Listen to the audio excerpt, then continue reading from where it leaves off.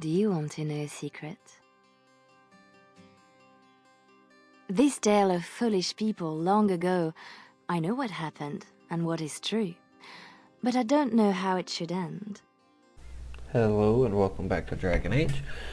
When we last left off, we were talking to Alistair. We're not going to mention Duncan yet. Ask away. We're going to finish off, and we were on option 3.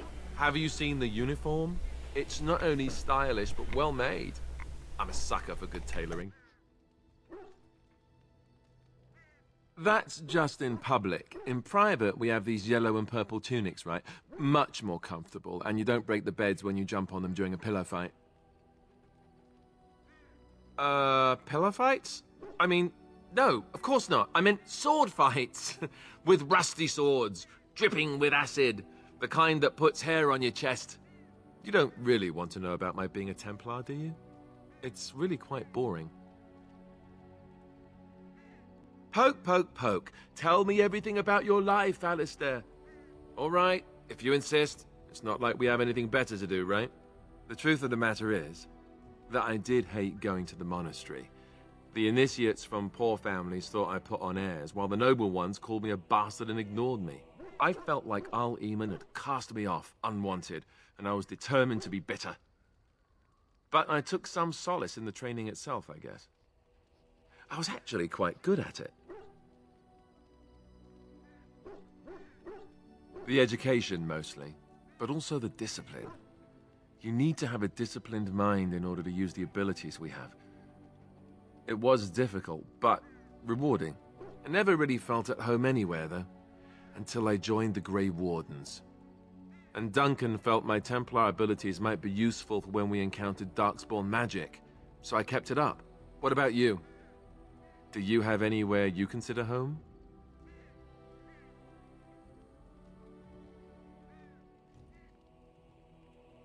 We won't always be traveling like this, you know. Once the war is over, once the Blight is... well, a time will come when we'll have to think about having a real home again. Though that seems like a far ways off. And I suppose the Grey Wardens are gone for good, either way.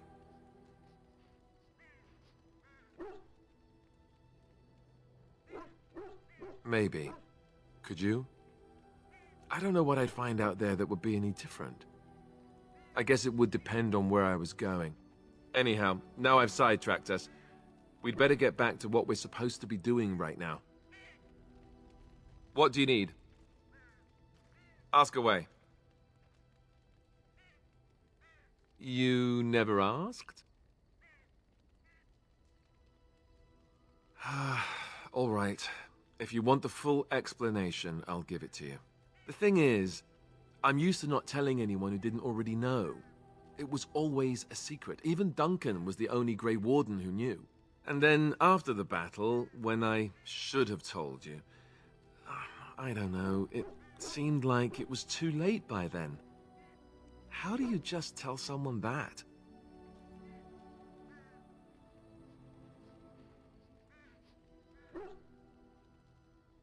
Yes, well, I suppose part of me kind of liked you not knowing.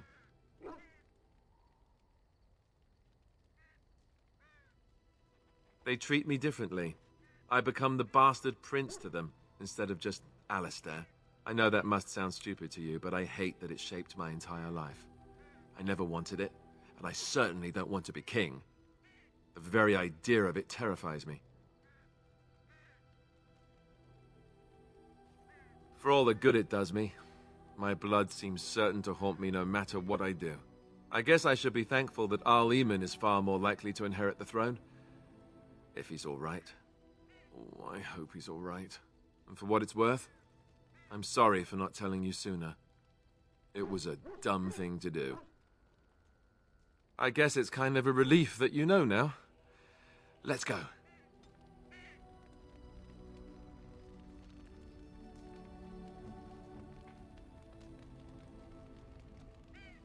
What do you need? You don't have to do that. I know you didn't know him as long as I did. I should have handled it better. Duncan warned me right from the beginning that this could happen. Any of us could die in battle. I shouldn't have lost it, not when so much is riding on us, not with the Blight and everything. I'm sorry. I'd like to have a proper funeral for him. Maybe once this is all done, if we're still alive. I don't think he had any family to speak of. I suppose he did. It probably sounds stupid, but part of me wishes I was with him, in the battle. I feel like I abandoned him. Of course, I'd be dead then, wouldn't I? It's not like that would make him happier. I think he came from High Ever, or so he said. Maybe I'll go up there sometime. See about putting up something in his honor. I don't know. The Dalish don't practice cremation, do they? How do your people honor your dead? That sounds quite beautiful. Life springing from death. Thank you. Really, I mean it. It was good to talk about it, at least a little. I'd like that. So would he, I think. Alright, let's see if we have any more gifts to give Alistair. Oh, thank you. That's very nice. Oh, thank you. That's very nice. Oh, thank you. That's very nice. Is that for me? Really? Wow. Wow.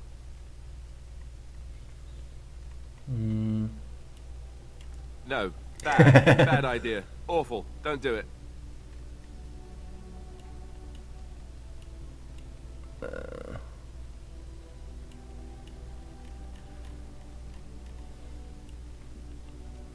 Oh, thank you. That's very nice. Oh, thank you. That's very nice. Oh, thank you. That's very nice. Alright, that's all we have. Let's see if we can get it out of Alistair You know, now. maybe this isn't the best time to be thinking about this, but I've something to ask you. Chances are we'll be heading to Denerim soon. And when we're there, I wonder if we might be able to look someone up. I'm not talking about a friend, exactly. And no, it's not that sort of friend either. The thing is, I have a sister, a half-sister. I told you about my mother, right? She was a servant at Redcliffe Castle and she had a daughter. Only I never knew about her. I don't think she knew about me either. They kept my birth a secret after all. But after I became a Grey Warden, I did some checking and, well, I found out she's still alive. In Denerim. No. I thought about writing her, but I never did. And then we were called down to Ostagar, and I never got the chance. She's the only real family I have left. The only family not also mixed up in the whole royal thing. I've just been thinking that maybe it's time I went to see her. With the Blight coming and everything, I don't know if I'll ever get another chance to see her. Maybe I can help her. Warn her about the danger, I don't know. I'm not sure. I don't know anything about her except her name and where she lives. Her name is Goldana, and I think she remarried but still lives just outside the alienage. If we're in the area, then, well, it's worth a look.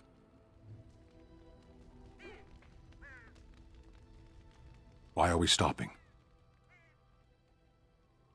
There are Darkspawn to be fought. Is this delay needful? I am Kunari. I have given my word to aid you. We are not people of idle promises. No.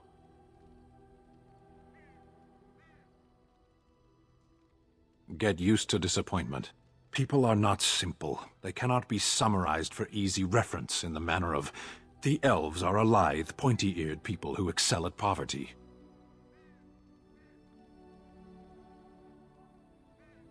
You are concerned. No need. I am fit enough to fight. As you wish.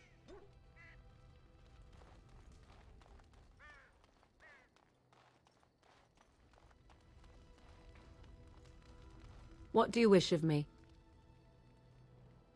If you must. I was not born such. 'Tis a skill of Flemeth's, taught over many years in the wilds. The chastened have tales of we witches, saying that we assume the forms of creatures to watch them from hiding. When a child is alone and separate from his tribe, that is when we strike, dragging the young boy kicking and screaming to our lair to be devoured. A most amusing legend. Changing her form, certainly. Devouring lost children, I cannot say. She has not done it in my experience, though in truth my lifespan is but a fraction of her own. Why do you ask? Is there something specific you wish to know? The form of an animal is different from my own. One may study the creature, learn to move as it does, think as it does. In time, this allows one to become as it is. I gain nothing by studying another human. I already am the same as they are. I learn nothing. So the answer is no, my human form is the only one I possess. Anyone with sufficient will, but the act of transformation is a magical one. 'Tis a spell and thus requires a mage's talents.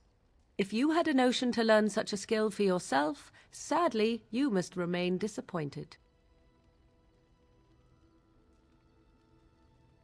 Oh?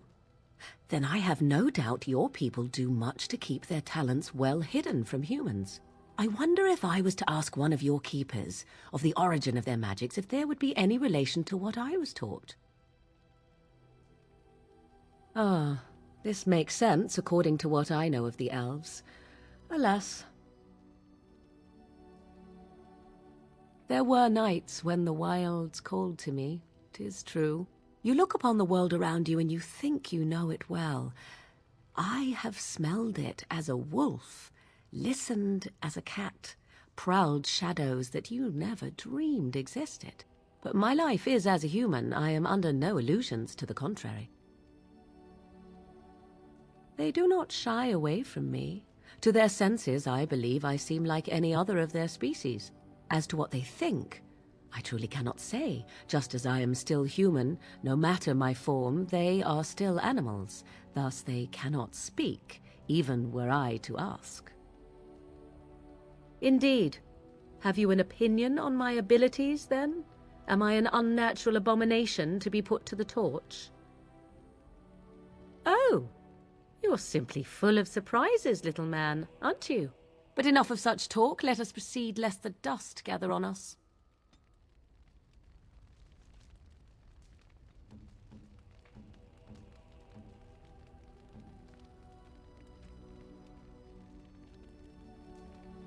What? You found Flemeth's grimoire? Ever since we discovered the condition of the Mage's Tower, I had wondered if it might be recoverable, but I had yet to speak of it to you. How fortunate that you found it on your own. You have my thanks. I will begin study of the tome immediately. I do not intend to squander this opportunity to learn more than Flemeth wished me to know. This should be interesting. I await your command. So, full of questions, are you?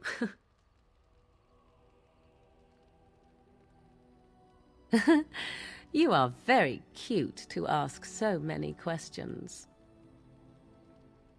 And I am glad you are so glad. My mother has been hunted from time to time, yes, by Templar fools like Alistair, which should tell you how successful they generally were. Flemeth made a bit of a game of it, in fact. The Templars would come again, and she would look at me and smile and say that the fun was to begin once more. I found the game fun. I was too young to understand the truth behind what was happening. Flemeth would warn them once. 'Twas a warning they inevitably failed to heed. And then the true game began. Often Flemeth would use me as bait, a little girl to scream and run and lure the Templars deeper into the wilds and to their doom.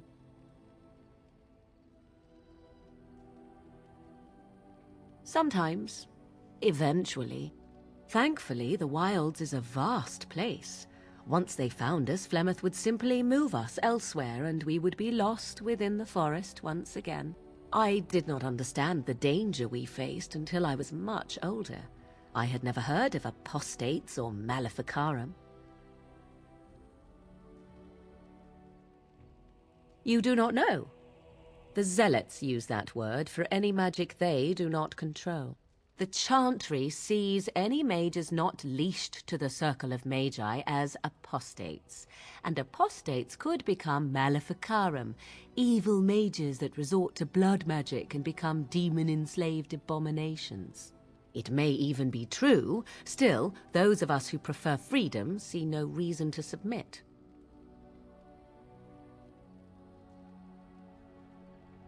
Thank you for small favors, then, at the very least. Enough of this talk. Let us return to the task at hand. I await your command. At times, perhaps, a world full of people and buildings and things was all very foreign to me. If I wished companionship, I ran with the wolves and flew with the birds. If I spoke, 'twas to the trees.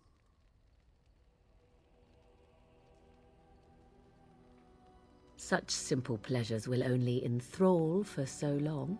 I recall the first time I crept beyond the edge of the wilds. I did so in animal form, remaining in the shadows and watching these strange townsfolk from afar. I happened upon a noblewoman by her carriage, adorned in sparkling garments the likes of which I had never before seen. I was dazzled. This, to me, seemed what true wealth and beauty must be. I snuck up behind her and stole a hand mirror from the carriage. 'Twas encrusted in gold and crystalline gemstones, and I hugged it to my chest with delight as I sped back to the wilds. Flemeth was furious with me. I was a child and had not yet come into my full power, and I had risked discovery for the sake of a pretty bauble. To teach me a lesson, Flemeth took the mirror and smashed it upon the ground. I was heartbroken.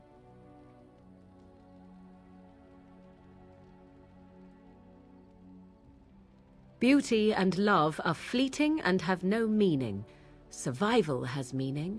Power has meaning. Without those lessons, I would not be here today, as difficult as they might have been.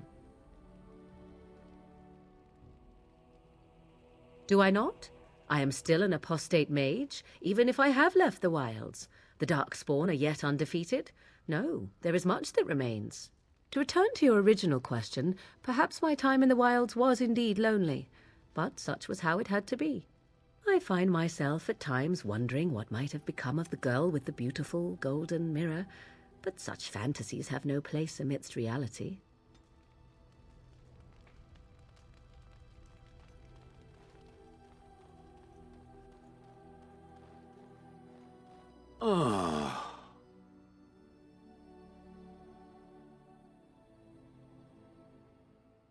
It doesn't have better things to do. I like to think of them as accessories. I suspect that it is an art that was practiced when golems were more, commonplace. My former master collected whatever lore he could find on the subject. He searched far and wide to collect what crystals he could and then added them. It is not an unpleasant sensation. As I understand it, the crystals allow me to alter the flow of magic around me. Wilhelm had hoped to turn me into a battery of mana, something he could tap at will. Not really, although now that I think of it, these attempts may be what caused my disruption. Some of the crystals increase the presence of mana, some absorb or reflect spells. There are various kinds. All I can promise is that should it ever find one of these crystals, I can likely tell it the function and what it would do if added to me. Why not? I don't get to wear clothing and other adornments like the rest of you creatures after all. That answers its question, I assume? Unless it has more. Oh, how interesting. Certainly I remember having a master. My memories of what happened to him are vague.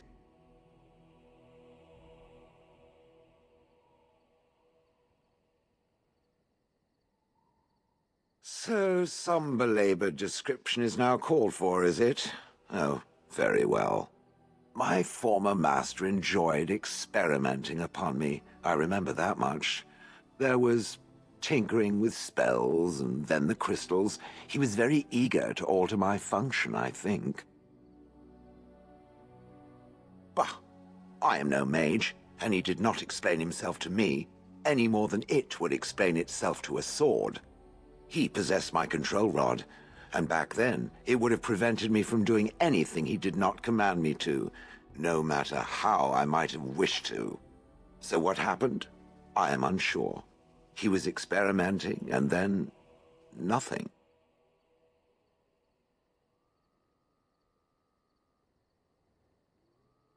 And then he was gone. I was standing where I was, in the village, and I could no longer move. The villagers came, poked and prodded me in fear, and then realized they could neither move me nor destroy me, so they simply left me. And in time I forgot I hadn't stood there all along.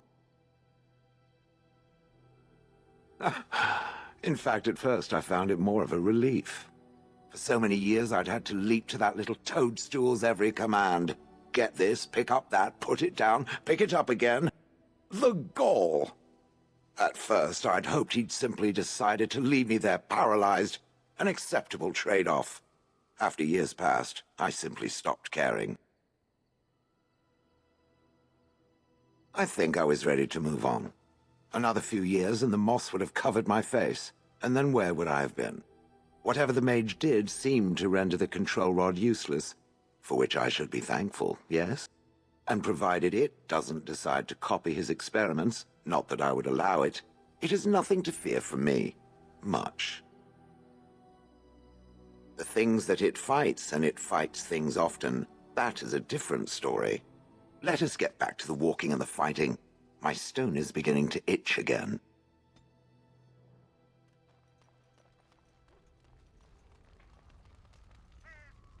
Yes? Well, here I am. I knew this would come up sooner or later. I don't know how to explain, but I had a dream. In it, there was an impenetrable darkness. It was so dense, so real. And there was a noise, a terrible, ungodly noise.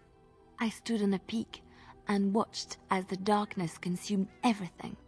And when the storm swallowed the last of the sun's light, I fell, and the darkness drew me in.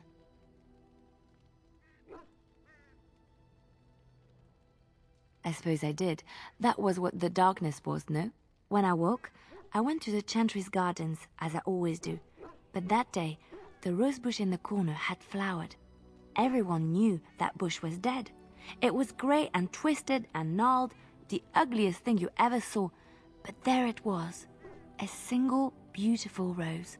It was as though the Maker stretched out his hand to say, even in the midst of this darkness, there is hope and beauty. Have faith.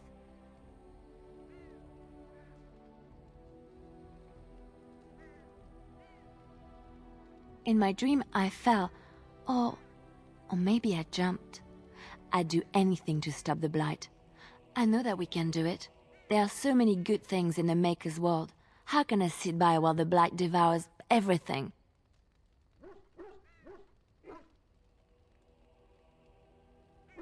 That is why you're a Grey Warden. Come, there's a blight to stop. Yes?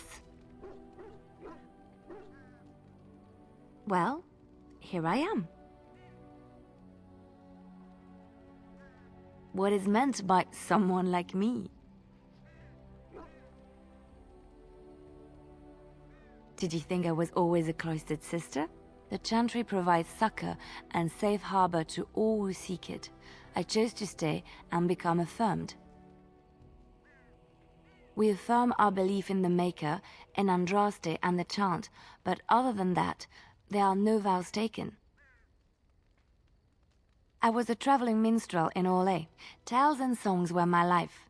I performed, and they rewarded me with applause and coin. And my skill in battle? Well, you pick up different skills when you travel, yes? Yes, of course. Let's move on.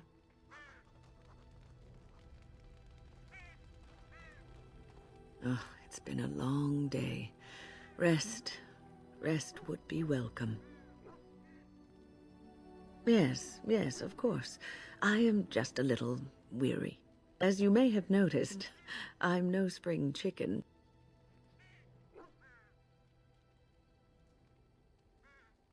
Thank you. You're very kind to say so. But in all honesty, I do not know how many years I have left in me. I have lived for such a long time, but there is always something else to do. And I have to keep going in order to do it. I think I will be glad when I am done. Oh, I don't know. I really don't.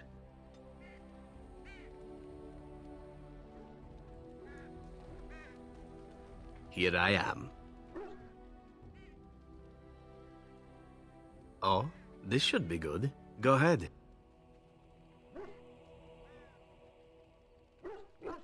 Well, the crows would have you believe that it is an involved process that takes years of training, the sort that tests both your resolve and your endurance. Survive that process and maybe, just maybe, you're good enough to start being considered one of them. But quite frankly, the truth is that all it requires is a desire to kill people for a living. It's surprising how well one can do in such a field. I don't know about that. It's simply a slightly different skill set from your average killer as I see it. An assassin simply specializes in striking from stealth, and in maximizing that first attack to be as lethal as possible.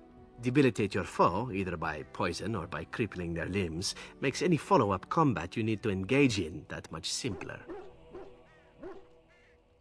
See? Getting paid for the act is beside the point. An assassin is more a tactical choice than a lifestyle.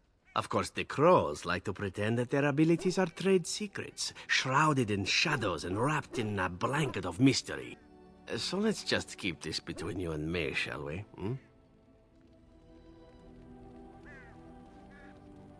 Oh, why, you little...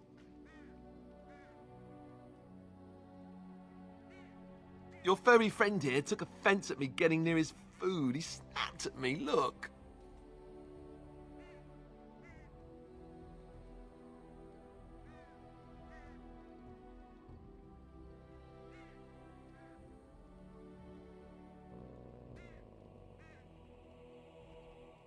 Sometimes I forget that he's a war dog.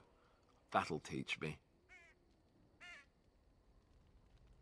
I once heard a really old legend about how the hound warriors in the days of the old tribes would feed their Mabari the flesh of the vanquished. Well, that's what I heard anyway. It would sometimes be human flesh. Oh, like you can tell the difference. For all you know, maybe you've already been fed something. Someone.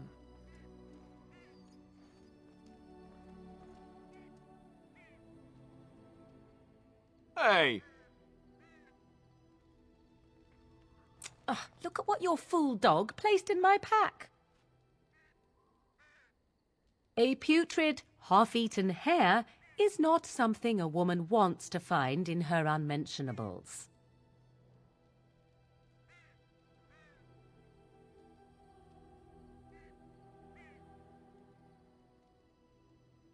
You are welcome to this if you really want it.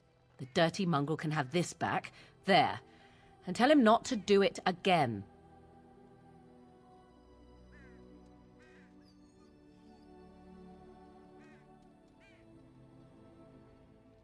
Your dog is filthy. I can smell him 50 yards off.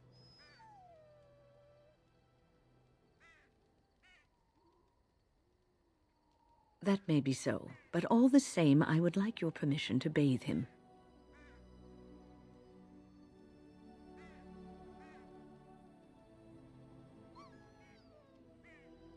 Excellent. I will get my soaps, and the dog shall have his bath after supper.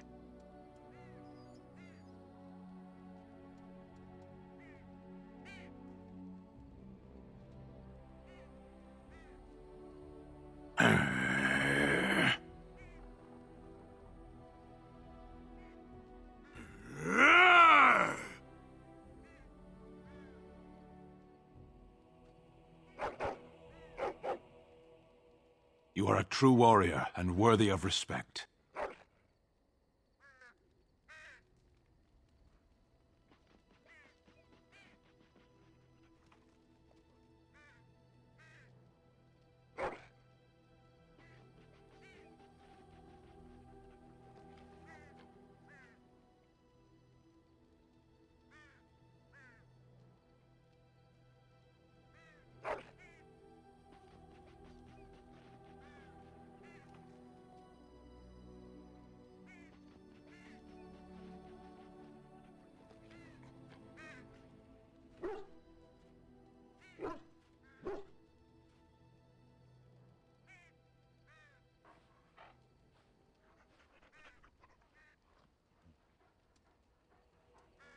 Such a good boy.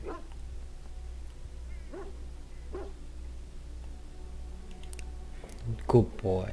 Alright, I just wanted to say thank you guys for watching, and this will end our little mini, a little campfire stories, I guess we can call it. We still got to get Morgan to talk about the grimoire, but that's it for now, and I just want to say thank you for watching. I will see you in the next one.